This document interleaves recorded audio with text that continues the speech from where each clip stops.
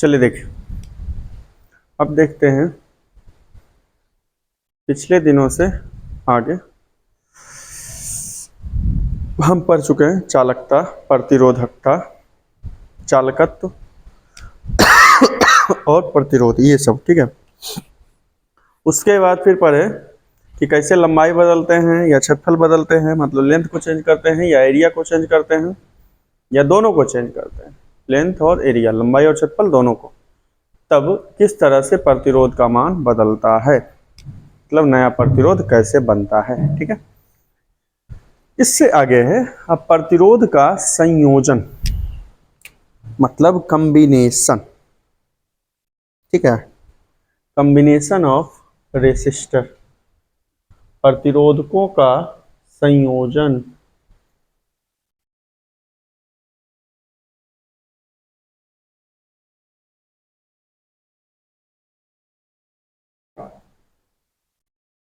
संयोजन, combination of resistors, प्रतिरोधकों का संयोजन, ठीक है। तो जैसे हम पहला चैप्टर में पढ़े थे संधारित्र का संयोजन, वही दो होता है, एक श्रेणी क्रम और दूसरा समांतर क्रम, मतलब एक सीरीज और दूसरा पैरेलल। उसी तरह प्रतिरोध का भी वही दो होता है, पहला प्रतिरोध का श्रेणी क्रम संयोजन और दूसरा समांतर क्रम। तो श्रेणी क्रम मतलब सीरीज कॉम्बिनेशन और समांतर क्रम पैरेलल कॉम्बिनेशन। समांतर क्रम का दूसरा नाम पार्श्व क्रम भी है, ठीक है। अब श्रेणी क्रम किसको कहते हैं, तो श्रेणी क्रम मतलब एक लाइन में एक छोर से लेके दूसरे छोर तक लगातार जोड़ेंगे तो श्रेणी क्रम होगा। अगर संधारित्र को जोड़ दिए तो संधारित्र का श्रेणी क्रम होगा, प्रतिरोध को जोड़ दिए तो प्रतिरोध का श्रेणी क्रम हो जाएगा, सेल को जोड़ देंगे तो सेल का श्रेणी क्रम हो जाएगा, ठीक है।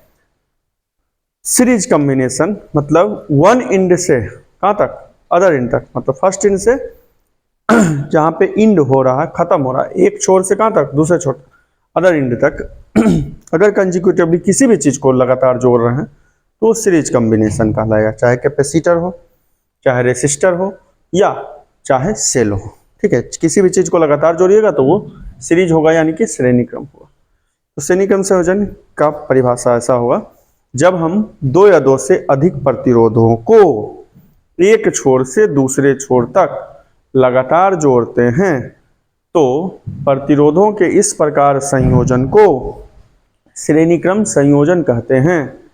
यानी कि when two or more resistors are connected in a circuit from one end to other end consecutively, मतलब लगातार, this kind of या this type of combination of resistor is known as series combination, ठीक है।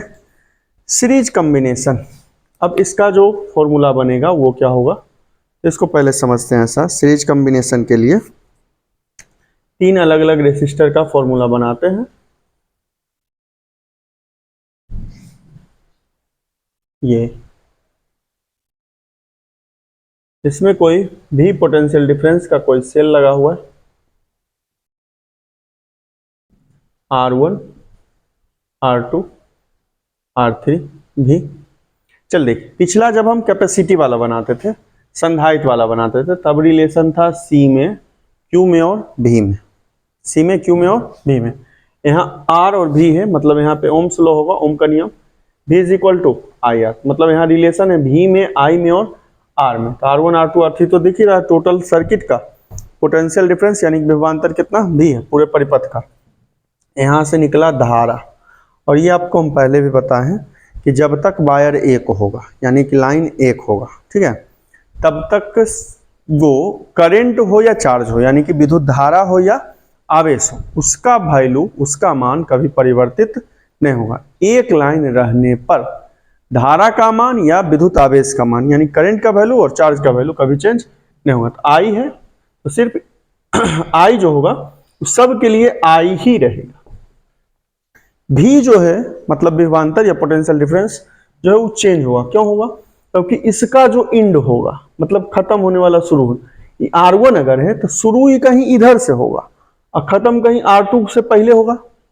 अब ऐसा थोड़ा है कि R1 है तो ये R3 के बाद खत्म होगा, ऐसा तो संभव नहीं है, क्योंकि R1 जो है ये कहीं इधर से शुरू होगा इस तरफ से। R2 जब शुरू हो जाएगा तो उसके बाद R1 नहीं रहेगा, उसके पहले ही R1 रहेगा।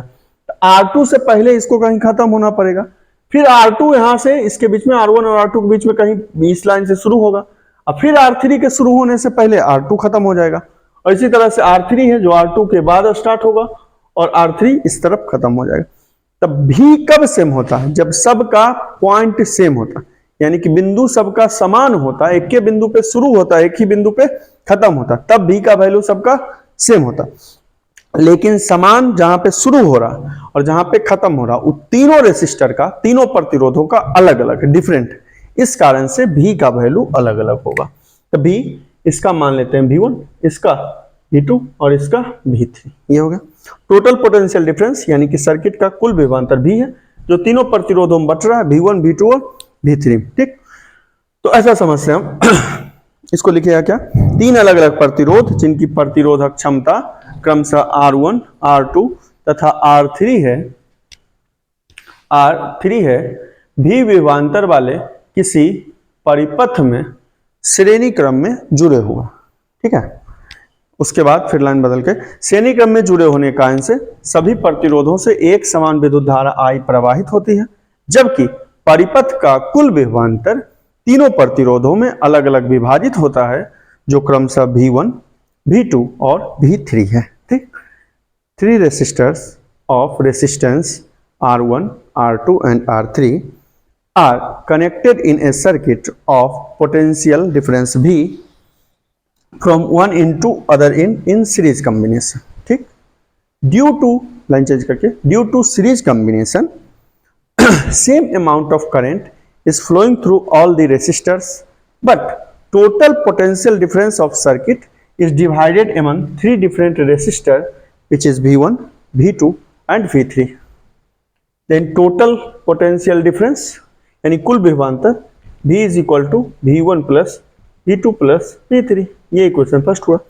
और हमेशा आपको बताएं कि कहीं भी आप सीरीज का बनाइए या पैरेलल का बनाइए, मतलब श्रेणी क्रम बनाइए, समांतर क्रम, बस एक लाइन पे आंसर बनेगा कि जो बदल रहा है, जो चेंज हो रहा है, उसका वैल्यू आप निकाल दीजिए। बस पूरे सर्किट के लिए जो चेंज हो रहा है अलग अलग के लिए उसका वैल्यू, मतलब यहाँ आइस का काम हमको कुछ नहीं करना, काम सिर्फ करना है किस पे, भी पे। तो टोटल जो विभवांतर था, पोटेंशियल डिफरेंस वो भी था और तीनों बटा है तो V1, V2 और V3, तब V is equal to V1 plus V2 plus, बस अब इसका आंसर निकाल दीजिएगा, आंसर बन जाएगा। अब आते हैं V1 पे। तो अगर V1 वाले के लिए रेसिस्टेंस, इस रेसिस्टर का कितना R1 है, पोटेंशियल डिफरेंस V1 है और करंट तो सबका I है ही, मतलब V1 उस प्रतिरोध का है जिसकी प्रतिरोधक क्षमता R1 है और इसमें विद्युत धारा I गुजर रहा है। तो ओम्स लॉ से, यानी कि ओम के नियम से, V1 is equal to IR1, V is equal to IR, तो इसका V1, I तो सबका सेम ही, R की जगह R1, सिमिलरली करके मतलब इसी प्रकार V2 का IR2, फिर V3 का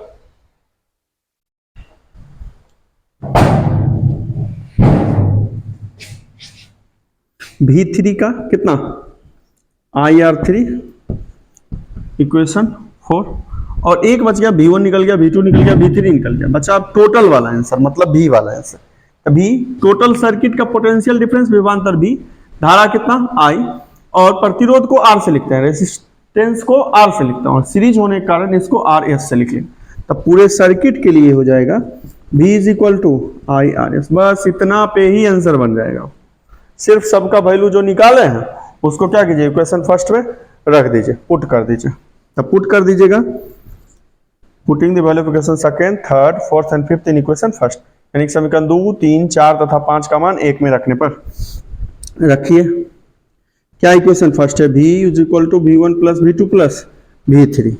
इसका मतलब V का कितना answer, IRS, IR1, IR2 IR3, IRS, I common, R1 plus R2 plus R3, I से I cancel, RS is equal to R1 plus R2 plus R3। ये हो गया सीरीज का फॉर्मूला आपका। बस सिंपल सा भी का आंसर निकाले अलग अलग के लिए और सिर्फ वैल्यू रख दिए तो आंसर हमारा बन जाएगा। ठीक है, फर्स्ट, सेकंड, थर्ड, फोर्थ और फिफ्थ सब का वैल्यू, सेकंड, थर्ड, फोर्थ और फिफ्थ का वैल्यू रखना है किसमें, फर्स्ट में, रख दीजिए, आंसर बन जाएगा। उसी बात इसके नोट पे आते हैं। इसके नोट में क्या हो जाएगा, सबसे पहला सीरीज कॉम्बिनेशन है, तो सीरीज कॉम्बिनेशन में करंट का वैल्यू सबके लिए सेम होगा, मतलब धारा सबका समान होगा, कांस्टेंट होगा, जबकि पोटेंशियल डिफरेंस यानी कि विभवांतर सबके लिए अलग अलग होगा। पहला पॉइंट ये हो गया नोट का, मतलब आई सबका सेम बराबर होगा और भी सबका अलग अलग होगा, विभवांतर सबका अलग अलग होगा। कब, श्रेणी क्रम होगा तब। दूसरा श्रेणी क्रम संयोजन में यानी कि सीरीज कॉम्बिनेशन में जो पोटेंशियल डिफरेंस का रेशियो होता है, मतलब विभवांतर का अनुपात होता है, वो बनता है उसके प्रतिरोध के अनुपात के बराबर। कैसे, तो यहां समझ सकते हैं आप ऐसा, मतलब V1:V2:V3 is equal to R1:R2:R3। कैसे आंसर बनाइएगा इसको, आप ऐसा समझ सकते हैं, IR1 इसका लिखेंगे, इसका कितना IR2 लिखेंगे और इसका IR3। तो आई तो सबका कॉमन है, ये तो कैंसिल नहीं हो जाएगा, क्या बचेगा, R1:R2:R3। ये हो गया, मतलब सीरीज कॉम्बिनेशन में, श्रेणी क्रम ये संयोजन में विभवांतर का जो अनुपात होता है अलग अलग प्रतिरोध के लिए, वो उसकी प्रतिरोधक क्षमता के अनुपात के बराबर होता है। मतलब V1:V2:V3 is equal to R1:R2:R3। मतलब ऐसा हुआ कि जिसका R का वैल्यू ज्यादा होगा उसके लिए V का वैल्यू भी ज्यादा होगा, जिसका R का वैल्यू कम होगा उसके लिए V का वैल्यू कम होगा। तीसरा, नोट में तीसरा क्या हो जाएगा कि श्रेणी क्रम संयोजन में समतुल्य वाला जो मान होता है वो अलग अलग वाले मान से बड़ा होता है। In series combination equivalent resistance is greater than या always greater than resistance of individual resistor. इसका मतलब ये हुआ कि RS जो है वो R1 से भी बड़ा होगा, RS R2 से भी बड़ा होगा और RS R3 से भी बड़ा होगा। और इसमें समझने में सिंपल सा एक ये है कि RS का फॉर्मूला है R1 plus R2 plus R3, तो ये तीनों का वैल्यू जोड़ेंगे तब नहीं RS बनेगा। तो RS का अकेला लेंगे तो R1 से भी बड़ा, R2 से भी बड़ा और R3 से भी बड़ा, क्योंकि तीनों को ऐड करेंगे, जोड़ेंगे तब आंसर बनेगा किसका, RS का। तो इंडिविजुअल अगर अलग अलग करके हम लेते हैं तो RS का वैल्यू R1 से भी बड़ा, RS का वैल्यू R2 से भी बड़ा और RS का वैल्यू R3 से। जैसे समझिए ये 2 हो, ये 5 हो, आई 7 हो, कुछ भी समझिए, 2 5 3 ऐसा, तो 5 2 7 और 3 10। RS का तो वैल्यू कितना 10 में हो गया, तो 10 2 से भी बड़ा, 10 5 से भी बड़ा और 10 किससे 3 से भी बड़ा। ठीक है, उसके बाद जो घर में विद्युत परिपथ सर्किट होता है, डोमेस्टिक सर्किट जिसको बोलते हैं, उसमें स्विच और फ्यूज जो होता है वो सीरीज में होता है, श्रेणी क्रम में होता है। घरेलू विद्युत परिपथ में जो स्विच लगा होता है और विद्युत का फ्यूज लगा होता है वो किस कॉम्बिनेशन में, सीरीज कॉम्बिनेशन में होता है। आप देख लीजिए उसमें एक वायर होता है। ठीक है, in domestic circuit electric fuse and electric switch are combined in series combination. ठीक, और फिर अगला एमीटर। ऐसे एमीटर एक इंस्ट्रूमेंट है जो करंट को मेजर करता है, ये हम आगे पढ़ेंगे जब इलेक्ट्रिकल इंस्ट्रूमेंट पढ़ेंगे तब। ठीक है, तो अभी फिलहाल इतना समझिए कि एमीटर को किसी भी सर्किट में करंट मेजर करने के लिए यानी कि धारा को मापने के लिए सीरीज में कनेक्ट करते हैं। ठीक है, ये इतना होगा। तो ये पहला था हमारा कौन सा कॉम्बिनेशन, सीरीज कॉम्बिनेशन। इसी का दूसरा जो पार्ट है वो पैरेलल कॉम्बिनेशन है, दूसरा भाग इसका वो आगे अगले दिन देखेंगे। पैरेलल कॉम्बिनेशन यानी कि समांतर क्रम संयोजन।